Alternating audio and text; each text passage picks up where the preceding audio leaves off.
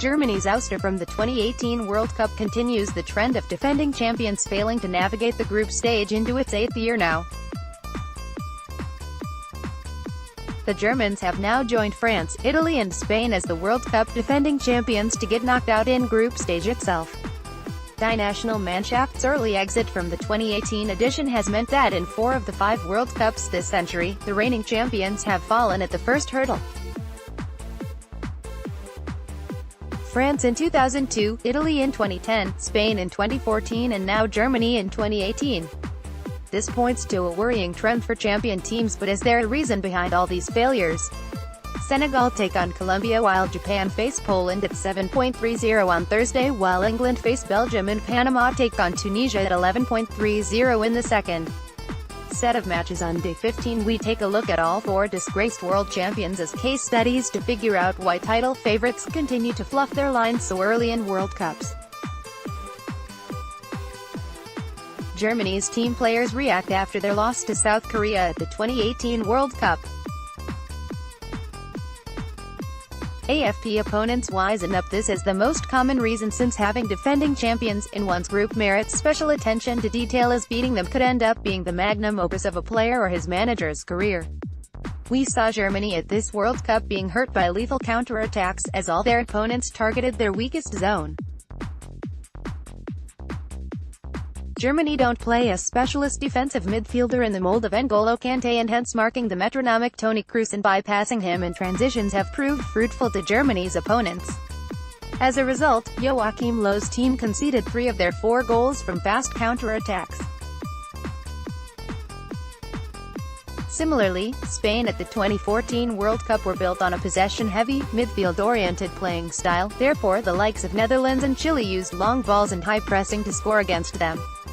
Likewise, Senegal also scored their famous winner against France in 2002 off a quick counterattack.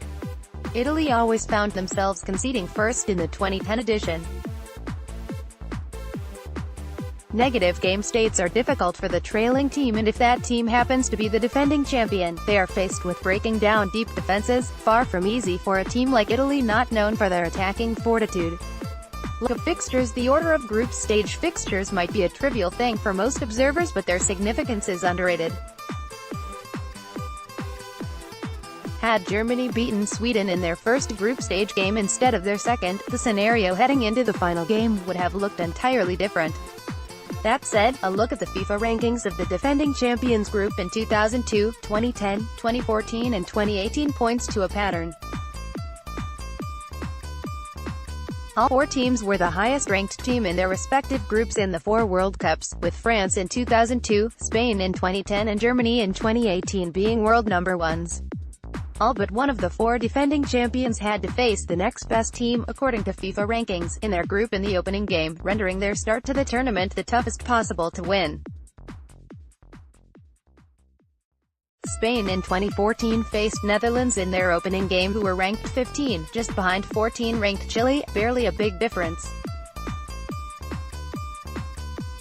Obliging to the highest probability of defeat, 3 of them lost their opening fixtures as defending champions, while Italy only drew with Paraguay in their opening game of the 2010 World Cup.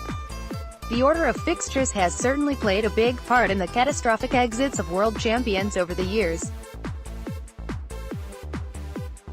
Success cycles. A team winning the World Cup often does it at the pinnacle of its powers, when the blend of talent, experience, conditions, mentality and every other tangible and intangible factors all come together in a positive way such that the whole cannot be any further greater than the sum of the team's parts.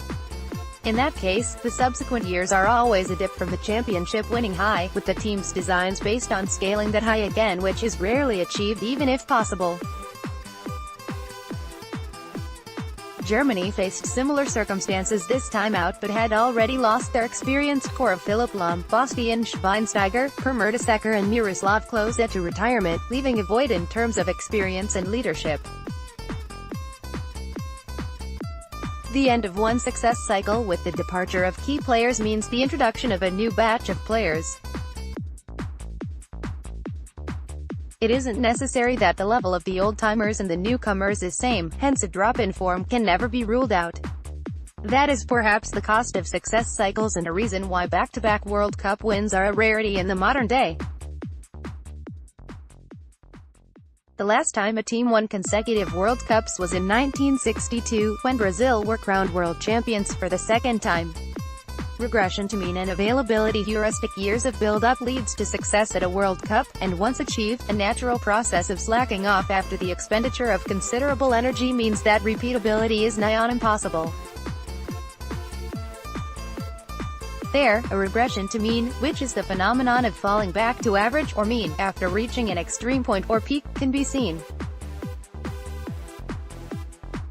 However, that doesn't clearly explain the recent world champions' first-round exit, since the teams in question are, on average, clearly better than just qualifying for World Cups and playing the group stage.